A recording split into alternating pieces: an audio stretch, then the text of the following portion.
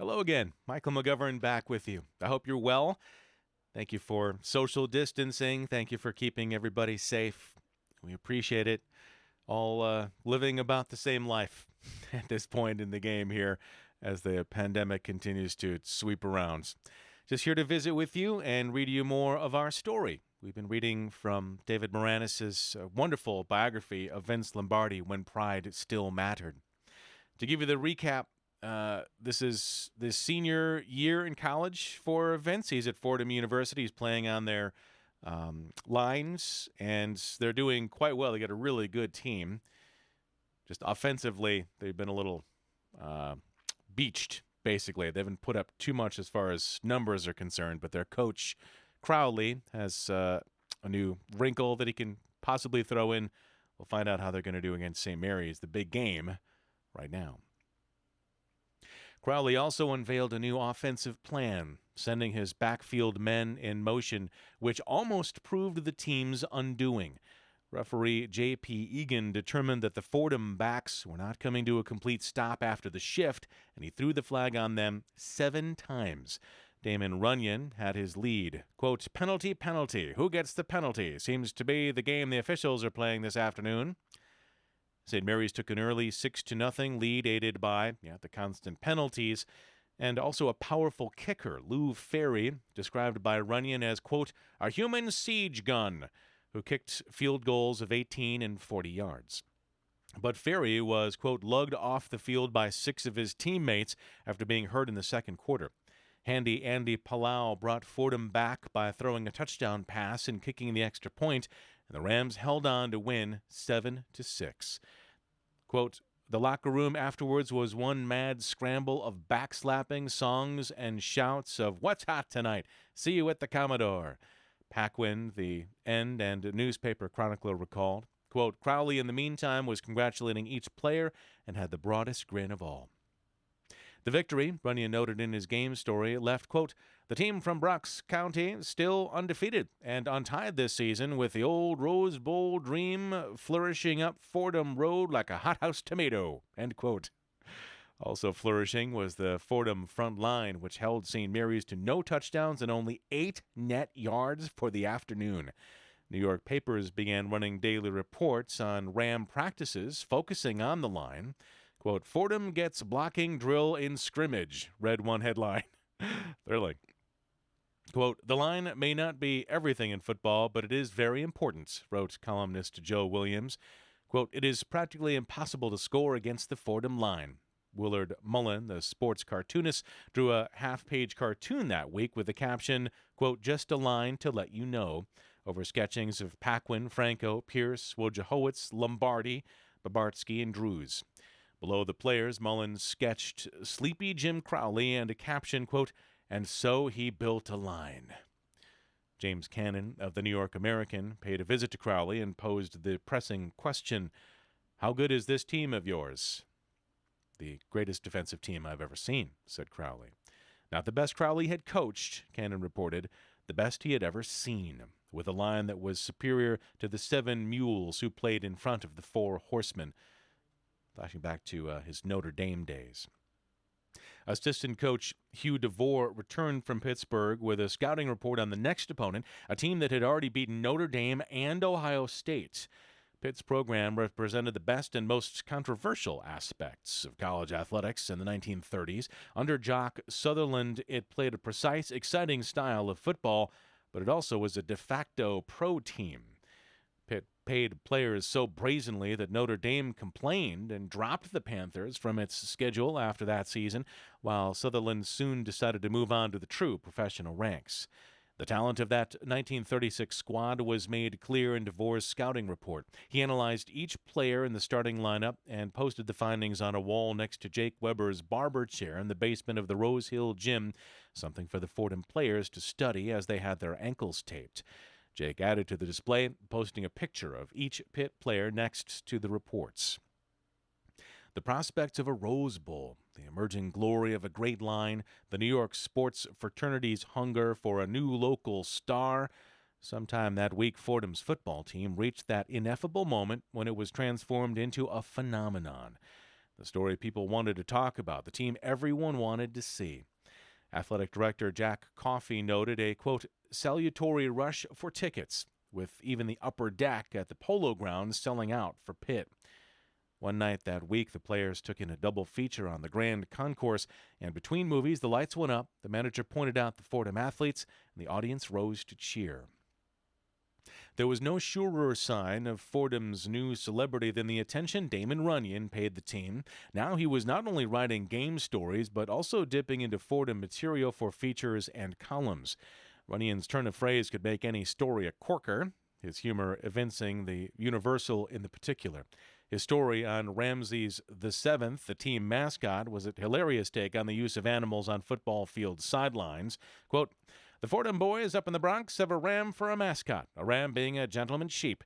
This ram, whose name is always Ramses, is a sullen old bloke who has to be dragged around by manpower whenever they want it to go anywhere, and it despises football. We believe Ramses would be much better off and perhaps happier as chops or with curried rice.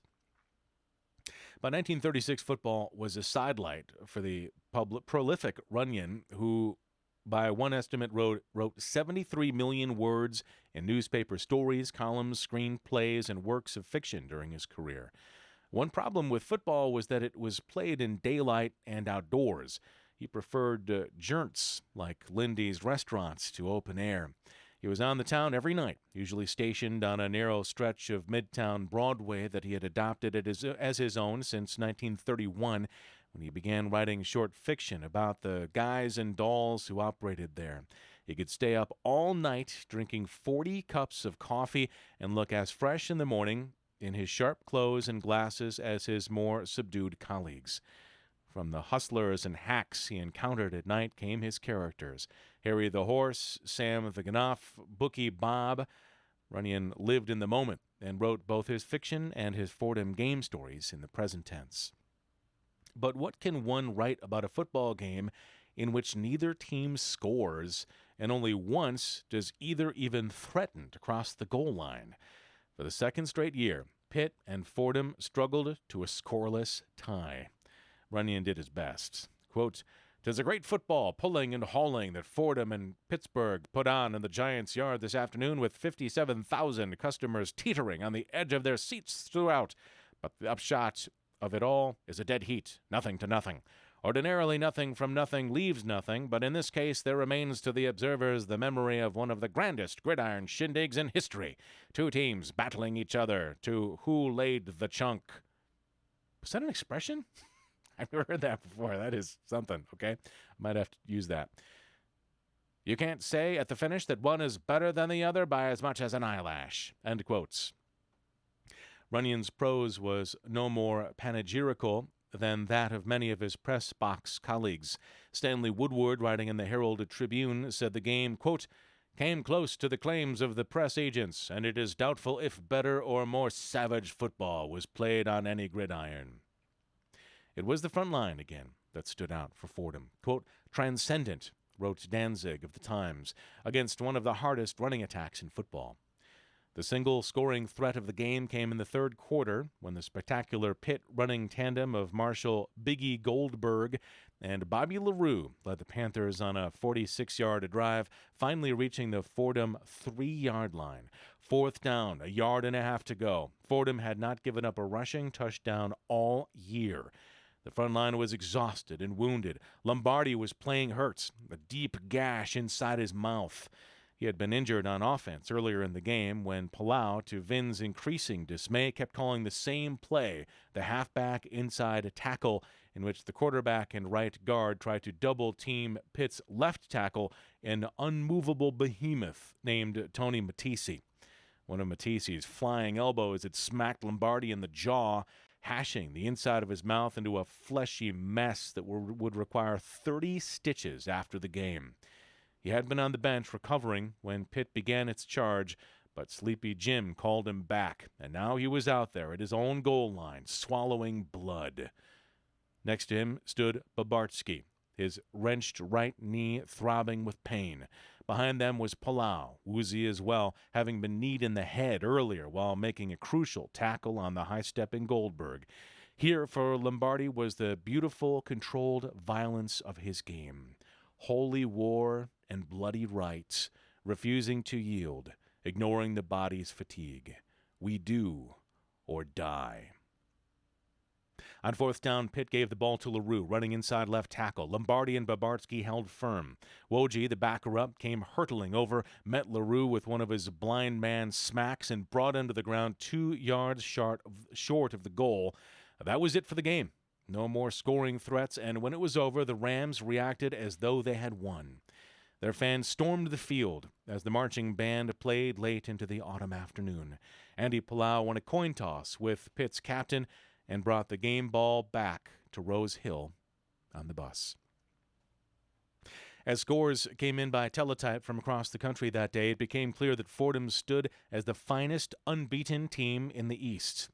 This caught the attention of Henry Grantland Granny Rice, whose syndicated column The Sports Light, along with his magazine articles and monthly film shorts, made him the most influential chronicler of American sports.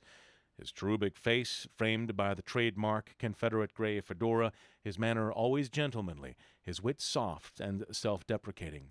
Rice lived the playful sports writer's life. He appeared at every major sporting event, from boxing to horse racing to baseball to college football. He knew everyone, from presidents to jockeys. In any city he visited, the hotel room was the place to congregate after the games, and his prose and poetry were beloved by millions of readers. In the era before television, sports writers served as the nation's tribe of storytellers. Popular artists invested with enormous powers to reinforce cultural mores and shape the public imagination. Rice was the wise man of the tribe, quote, the bringer of good news about games, as he was later eulogized by William Randolph Hearst. It was Rice who had written the seminal bromide of good sportsmanship. Quote, when the one great scorer comes to mark against your name, he writes not that you won or lost, but how you played the game. It was Rice who had watched the great Red Grange run and called him the Galloping Ghosts. And it was Rice who had immortalized Sleepy Jim Crowley as one of the 4 horsemen of Notre Dame.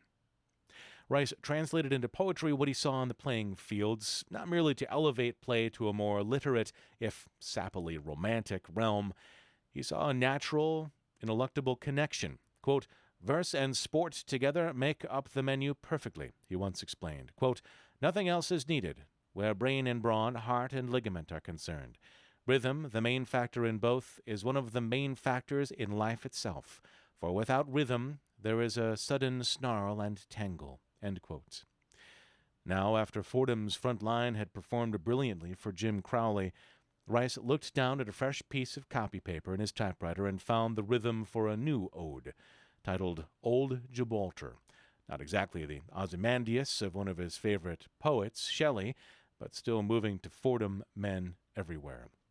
Quote, great, mighty Minnesota fell upon a fateful day. Both Yale and Army felt the axe and tossed their crowns away.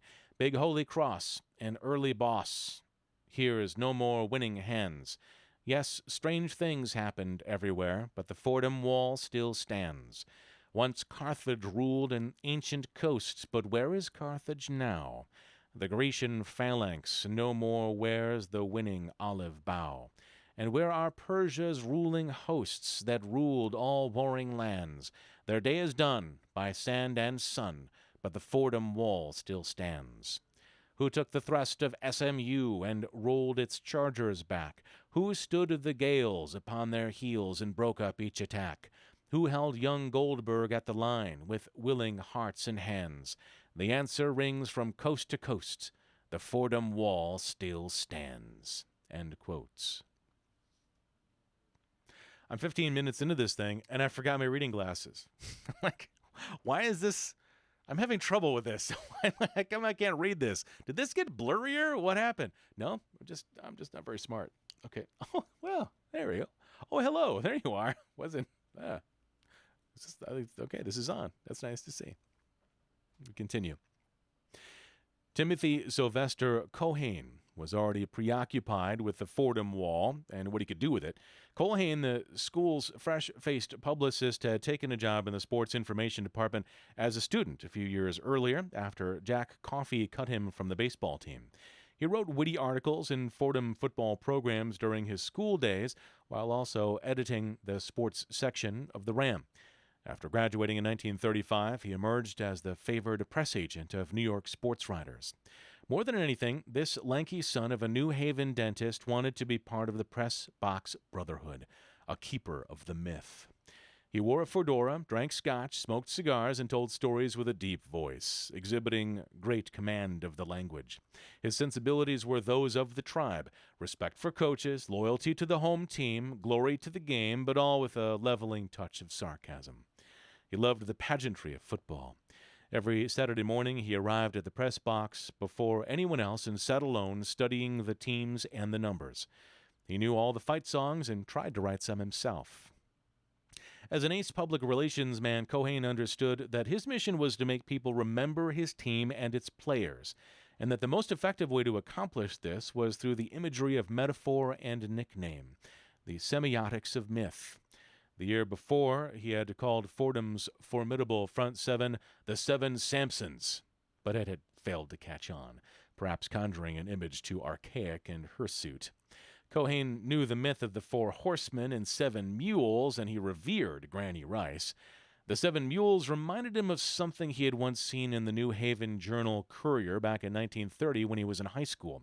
Fordham boasted of a powerful front line even then, under the coaching of Frank Cavanaugh, the Iron Major, whose teams went nearly 2 years without allowing a rushing touchdown.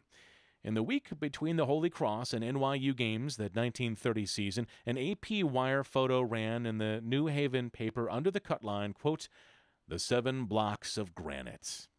Culhane exhumed the phrase from the graveyard of sports metaphors and applied it to the 1936 Fordham line, first using it as a headline in the program for the Pitt game: Paquin, Franco, Pierce, Wojciechowicz, Lombardi, Babartsky, and Drews. The 7 blocks of granite. Here, as with the 4 horsemen, phrase and image converged in the creation of a mythology that transcended its athletic reality. The number 7 at once represented good luck and evoked an ancient and permanent lineage: 7 seas, 7 wonders of the world, 7 blocks of granite. That the image was a wall of stone, an inanimate object, gave it a pureness beyond the human capacity. As philosopher Roland Barthes points out in his Mythologies essays, quote, "We must not forget that an object is the best messenger of a world above that of nature. One can easily see in an object at once a perfection and an absence of origin, a closure and a brilliance, a transformation of life into matter. Matter is more magical than life." End quote. Okay. There could be no better time for a perfect and permanent object than in 1936. Dust storms rage in the American heartland. The Germans storm into the Rhineland. Depression and totalitarianism threaten life all around, but the Fordham Wall still stands. Tim Culhane received notice for creating the 7 blocks, but for the rest of his life, he graciously refuted any claim to authorship, acknowledging that it was the work of a wire service cut-line writer who never took credit for it himself. In all events, the phrase was transformed into myth. Sports sections competed for the fiercest-looking picture of the 7 blocks of granite in three-point stands, charging downfield, standing tall and impenetrable. Other bards in the sports writing tribe competed with Rice for memorable stanzas. Dan Parker, columnist for The Mirror, worked up a military analogy. Quote, "Hindy's well-known front wall took 1,000,000 troops to man it, whereas Fordham has but 7 in its famous wall of granite." End quote. Linemen, unaccustomed to the celebrity usually afforded to gifted runners and passers, were now treated as stars, worthy of feature stories in the press. Stanley Frank of the New York Post wrote a story on, quote, "the least conspicuous guard, Vin Lombardi, whose Brooklyn boyhood provided a local angle. Quote, "It is a pretty good stint for anybody to clinch immortality, for one season at least, as one of the 7 blocks of granite, particularly for a citizen whose speech is not distinguished by a broad A. Frank wrote. The broad A is almost standard equipment for a Fordham player since the majority of the squad and 6 regulars are pilgrims from New England. Lombardi comes from Brooklyn and contribute only a broad beam to the panoramic picture.